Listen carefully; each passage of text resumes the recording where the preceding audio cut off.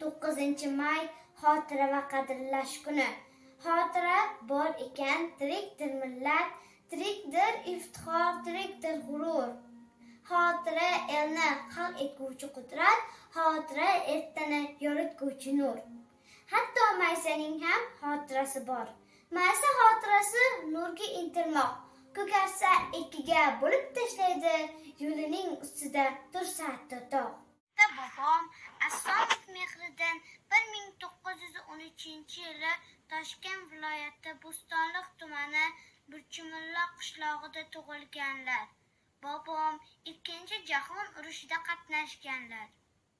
1979-yilda vafot etganlar. Bobomlar urushda g'olib bo'lganlar, bizlarga tinchlikni olib kelganlar.